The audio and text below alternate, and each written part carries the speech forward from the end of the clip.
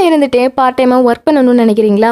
எந்த ஒரு இன்வெஸ்ட்மெண்ட்டும் இல்லாமலே பணம் சம்பாதிக்கணும்னு நினைக்கிறீங்களா? அதுக்கு உங்களுக்கு ஒரு அருமையான ஆப்பர்ச்சுனிட்டி தான் இது.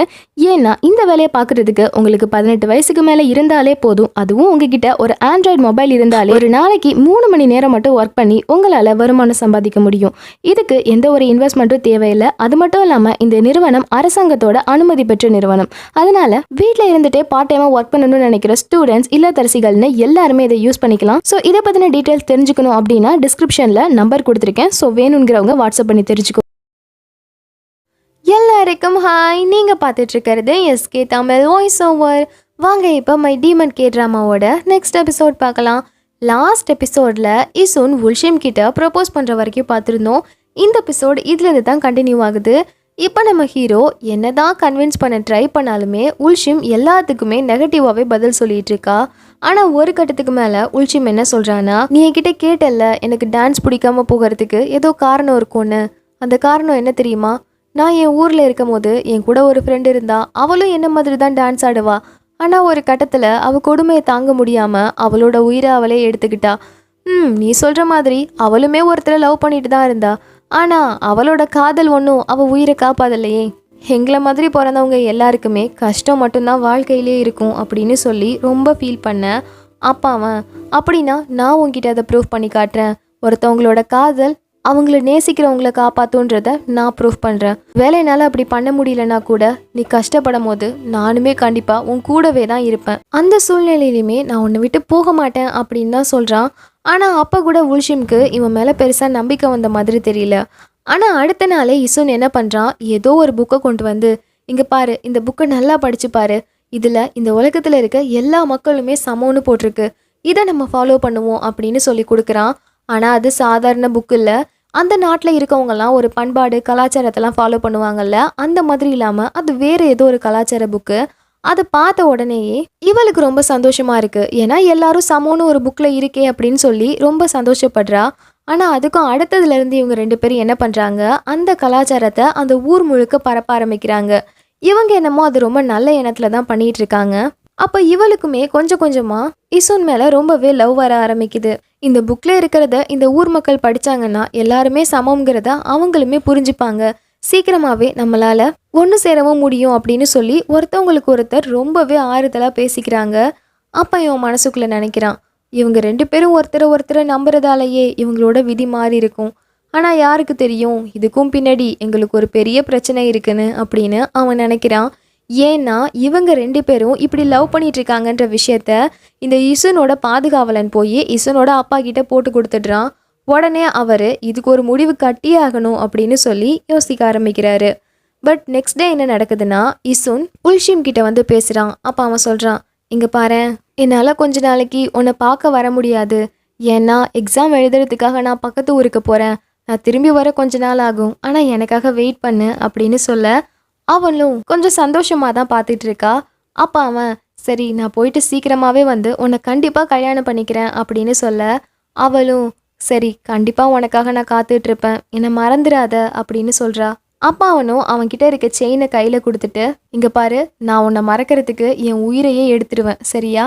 ஒருவேளை என் உயிரே அப்படி போனாலுமே கடைசியாக நான் பார்க்குற முகம் உன்னோட முகமாக மட்டும்தான் இருக்கும். கண்டிப்பாக உன்னை நான் மறக்கவே மாட்டேன். சீக்கிரமாகவே வந்துடுறேன் அப்படின்னு சொல்லிட்டு அந்த இடத்துலேருந்து சந்தோஷமாக கிளம்பி போகிறான். ஆனால் இதே நேரத்தில் இன்னொரு பக்கம் என்ன ஆகிடுதுன்னா, உல்ஷிம் வேற ஒரு கலாச்சாரத்தை அந்த ஊர் முழுக்க பரப்ப பார்த்துருப்பா இல்லையா? இந்த விஷயத்த அந்த நாட்டோட மேலதிகாரிகள் எல்லாருக்குமே சியூனோட அப்பா லெட்டர் எழுதி அனுப்பி வச்சிடுறாரு. உடனே அங்கே இருக்கவங்க அது எப்படி வேற நாட்டு கலாச்சாரம் இங்கே வரலாம் அப்படின்னு சொல்லிட்டு அங்கே இருக்க எல்லாரையுமே அழிக்க ஆரம்பிச்சிருவாரு. பத்தாததுக்கு அந்த வேற கலாச்சாரம் வந்ததால இங்கே இருக்கவங்கலாம் கேட்டு போகிறாங்க, நிறைய தப்பு நடக்குது அப்படின்னு சொல்லி நிறைய ரூமர்ஸுமே பரவ ஆரம்பிக்குது. இதனாலேயே சரி இதை யார் இங்கே கொண்டு வந்தது அப்படின்னு சொல்லி விசாரிக்கும் போது தான் உல்ஷிம் தான் அதை செஞ்சா அப்படிங்கிறது தெரிய வருது. அதோட அவ்வளோதான், உல்ஷிமை பிடிச்சி வச்சிடுறாங்க. அதோட அந்த ஊரில் இருக்க மக்கள் எல்லாருமே இசுனோட அப்பா கிட்ட போய் எங்கள் ஊரில் இருக்க எல்லாரையுமே அடித்து தொந்தரவு பண்ணுறாங்க, நாங்கள் எந்த தப்பும் பண்ணலை அப்படின்னு சொல்ல அவர் நல்லவர் மாதிரி, சரி நம்ம ஊர் மக்கள் எல்லாரும் தப்பிக்கணும்னா அதுக்கு ஒருத்தரை நம்ம தியாகம் பண்ணி தான் ஆகணும் அப்படின்னு சொல்லிட்டு எல்லா பழியையும் தூக்கி உல்ஷிம் மேலேயே போட்டுடுறாரு. உடனே அந்த மேலதிகாரியும் வந்து உல்ஷிமை அடித்து விசாரிக்கும் போது அவகிட்ட நம்ம ஹீரோ கொடுத்த செயினை பார்த்துடுறாரு. உடனே அவர் அதை எடுத்து வச்சு, இந்த மாதிரி இதெல்லாம் உன்னை மாதிரி ஆளால் வாங்க முடியாதே, இது யார் உன்கிட்ட கொடுத்தது அப்படின்னு கேட்க இவ வாயே திறக்க மாட்றா. அப்பயுமே அவங்க இப்போ மட்டும் நீ உண்மையை சொன்னா உன்னை உயிரோட விட்டுருவோம் அப்படின்னு சொல்ல அப்பயுமே அவ இது என்னோடது தான், இது என்னோடது மட்டும்தான் அப்படின்னு சொல்லி கடைசி வரைக்கும் குவானோட பேரை சொல்லவே இல்லை. உடனே அங்கே இருக்கவங்க சரி இவ்வளோ பெரிய தப்பு செஞ்சவளுக்கு நம்ம தண்டனை கொடுக்கணும் அப்படின்னு சொல்லி அங்கிருந்து அவளை கூட்டிகிட்டு போக இப்போ தான் எக்ஸாம்லாம் எழுதி முடிச்சுட்டு குவான் ஊருக்கு திரும்ப வர்றான். பட் இவனுக்கு விஷயம் தெரிஞ்ச உடனேயே ஹீரோயினை பார்க்கணுன்னு சொல்லி வேகமாக ஓடி வரான். பட் அவன் வரும்போதே அவன் கண்ணு முன்னாடியே உல்ஷிமை வெட்டிடுறாங்க. உல்ஷிம் இசுனை பார்த்த மாதிரியே அப்படியே விழுந்துடுறா. அப்போ இவன் மனசுக்குள்ளே நினைக்கிறான், இவன் சொல்லியிருப்பான்ல உல்ஷிம் கிட்ட, நான் உங்ககிட்ட ப்ரூவ் பண்ணுறேன், காதல் கண்டிப்பாக அவங்கள நேசிக்கிறவங்கள காப்பாற்றுன்றதை ப்ரூவ் பண்ணுறேன் அப்படின்னு சொல்லியிருப்பான் இல்லையா. அது மனசுக்குள்ளே ஓடுது. ஏன்னா இவனால் இப்போது இவளை காப்பாற்ற முடியலல்ல. அது அப்படியே மனசுக்குள்ளே ஓடிட்டே இருக்க உடனே அவன் இதுக்கு காரணமானவங்க எல்லாரையும் நான் சும்மாவே விட மாட்டேன் அப்படின்னு ஒரு பெரிய வாள் எடுத்து எல்லாரையுமே வெட்ட ஆரம்பிக்கிறான். அவனோட பாதுகாவலன் அவங்க அப்பா அப்படின்னு யாரையுமே பாரபட்சம் பார்க்காம எல்லாரையுமே வெட்டிட்டு கடைசியாக அவகிட்ட வந்து அவனையுமே அந்த கத்தியால் குத்திட்டு அங்கே இருக்க உல்ஷிம் கூடயே சேர்ந்து இறந்து போயிடுறான். அப்போ அவன் மனசில் நினைக்கிறான், அந்த சொர்க்கத்தில் இருக்க கடவுள் தான் உல்ஷிமோட உயிரை எடுத்தாங்க அப்படின்னா அந்த சொர்க்கத்துக்கே நான் போக போகிறதில்ல, நான் நரகத்துக்கே போகிறேன் அப்படின்னு நினைக்கிறான்.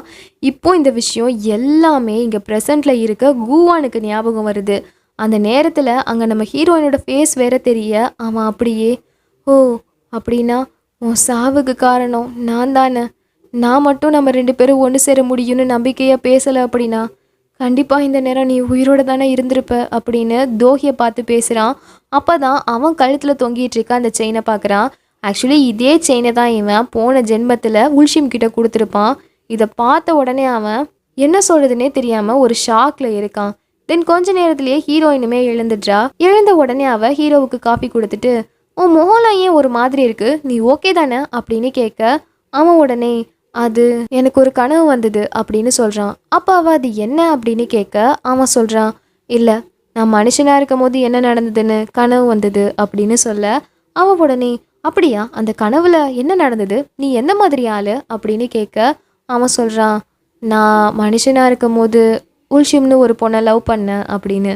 உடனே இவ ஓ அப்படின்னா அது ஒன்றை பற்றின கனவு இல்லையா, உன் எக்ஸை பற்றின கனவா, சரி அவள் எப்படி இருந்தா, அப்புறம் உங்களுக்கு ஹாப்பி எண்டிங் தானே அப்படின்னு கேட்க இவன் சோகமாக முகத்தை வச்சிருக்க. அவள் கேட்குறா என்னாச்சு அப்போ சேட் எண்டிங்கா அப்படின்னு. ஆனால் அதுக்கு அவன் பதில் சொல்லாமல் எல்லாருக்கும் நடக்கிற மாதிரி ஒரு ஆர்டினரி எண்டிங் அவ்வளோதான் அப்படின்னு சமாளிச்சுட்டு அங்கேருந்து போயிடுறான். பட் அவனுக்கு ரெஸ்ட் ரூம்குள்ளே போய் அப்படியே கோவமாக வருது. அந்த செயினை பார்த்துட்டே இருக்கவன் டக்குன்னு அப்படியே அந்த இடத்துலேருந்து கிளம்புறான். நேராக அவன் அந்த காட் லேடியை தான் பார்க்கணுன்னு போகிறான். அங்கே போனால் அவங்க சந்தோஷமாக ட்ரிங்க்ஸ் பண்ணிட்டு உட்காந்துருக்காங்க.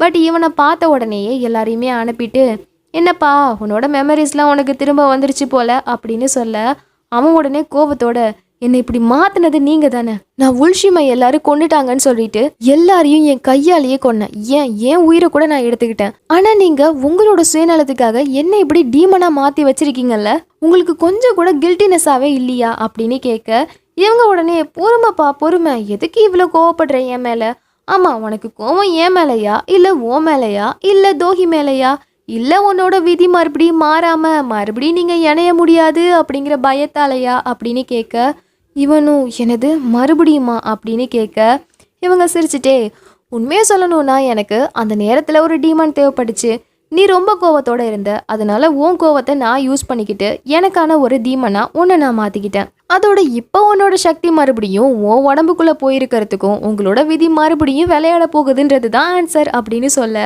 இவன் கோவத்தில் அப்படியே கார்ட்ஸை தூக்கி போடுறான். பட் இவங்க அதை ஒரு சொடக்கில் ஃப்ளவராக மாற்றிடுறாங்க.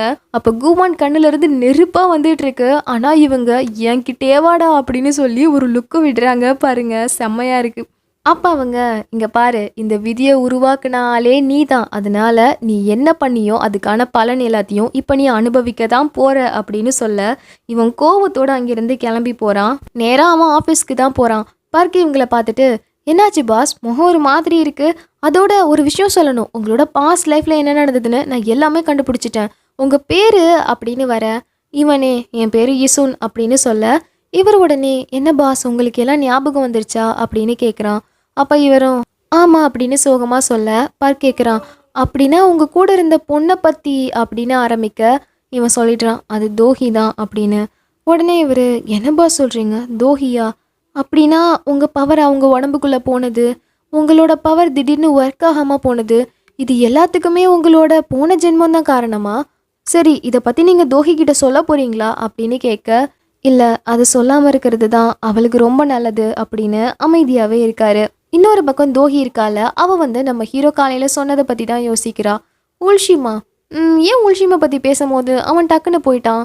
ஒரு வேளை இன்னமும் உல்ஷிம் மேலே அவனுக்கு ஃபீலிங்ஸ் இருக்கா? சச்சா, நான் ஏன் இப்படிலாம் யோசிச்சுட்டு இருக்கேன் அப்படின்னு நினைக்கும் போதே ஷின் அந்த இடத்துக்கு வராங்க. உடனே தோஹி, இங்கே பாருங்களேன், உங்களுக்கு ஒரு வேளை மெமரி லாஸ் ஆகி அந்த மெமரிஸ் எல்லாம் மறுபடியும் கிடச்சிருச்சுன்னா நீங்கள் ரொம்ப கன்ஃபியூஸ்டாக தானே ஃபீல் பண்ணுவீங்க அப்படின்னு சொல்ல, அவங்களும் ஆமாம் நான் அப்படி தான் ஃபீல் பண்ணுவேன் அப்படின்னு பதில் சொல்ல, இவளும் அப்படின்னா என்னோட குழப்பம்லாம் தீர்ந்து போச்சு, ரொம்ப தேங்க்ஸ் அப்படின்னு அங்கேருந்து கிளம்புறா. இன்னொரு பக்கம் அந்த ஜெசங் இருக்கான் இல்லையா, அவனை பார்க்கறதுக்கு அவங்க அம்மா கிளம்பி வராங்க. அப்போ அவங்க அம்மா போய் ஜெசங்கிட்ட, இங்கே பாருப்பா, இன்னும் கொஞ்ச நாள் தான் பொறுத்துக்கோ சரியா, நான் சீக்கிரமாகவே உங்கள் அப்பா கிட்ட சொல்லி உன்னை ரிலீஸ் பண்ண சொல்கிறேன், மெடிசன்ஸ் எல்லாத்தையும் நல்லா சாப்பிடு அப்படின்னு சொல்ல, உடனே அவன் சிரிச்சுட்டே, இங்கே பாருங்க, உங்களுக்கு எல்லாமே தெரியும் தானே, தெரிஞ்சும் ஏன் இப்படி பேசிகிட்டு இருக்கீங்க, இங்கே இருக்கிறதுலையே உண்மையான பேய்னா அது நீங்கள் மட்டும்தான் அப்படின்னு சொல்ல, அவங்க இல்லையே அப்படிங்கிற மாதிரி ரியாக்ஷன் கொடுக்குறாங்க. அப்போ அவன், அம்மா நான் செஞ்சது எல்லாமே உங்களை பாதுகாக்கணுங்கிறதுக்காக மட்டும்தான், ஆனால் நீங்கள் அப்படின்னு ஆரம்பிக்க, அவங்க உடனே, இங்கே பாரு, நான் எந்த தப்பும் பண்ணலை, அதனால தான் இப்போ எனக்கு எந்த தண்டனையும் கிடைக்கல அப்படின்னு சொல்ல, அவன் உடனே, அப்படின்னா நான் என்ன தப்பு பண்ணேன், எனக்கு எதுக்கு இப்போ தண்டனை கிடச்சிருக்கு அப்படின்னு கேட்குறான். உடனே அவங்க, ஏன்னா நீ உங்கள் அப்பா சொன்னது எதையுமே செய்யலை, அவர் எப்படி ஆசைப்பட்டாரோ அந்த மாதிரி நீ வரலை, அதனால தான் உனக்கு இப்போது இந்த தண்டனை கிடச்சிருக்கு, உனக்கு இது தேவைதான் அப்படின்னு சொல்ல, உடனே அவன் அப்படியே கத்தி அழ ஆரம்பிக்கிறான். கத்தி அழுதுட்டு இவங்க கிட்ட வந்து, அப்படியா இப்போ உங்கள் டர்ன் அப்படின்னு சொல்லிட்டு அந்த இடத்துலேருந்து போயிடுறான். இவங்களும் அதோட கிளம்பி வீட்டுக்கு வந்துடுறாங்க. பட் அப்போ அவங்களுக்கு ஒரு ஃபோன் வருது. அதை அட்டன் பண்ணி பேசினவங்க அப்படியே மயங்கி விழுந்துடுறாங்க. அப்படி இந்த ஃபோனில் என்ன பேசியிருப்பாங்க அப்படின்னு நெக்ஸ்ட் எபிசோடில் பார்த்து தெரிஞ்சுக்கலாம். அது ஈவினிங் அப்லோட் ஆகும். ஓகேவா? மறக்காமல் பாருங்கள். Stay tuned. பாய்.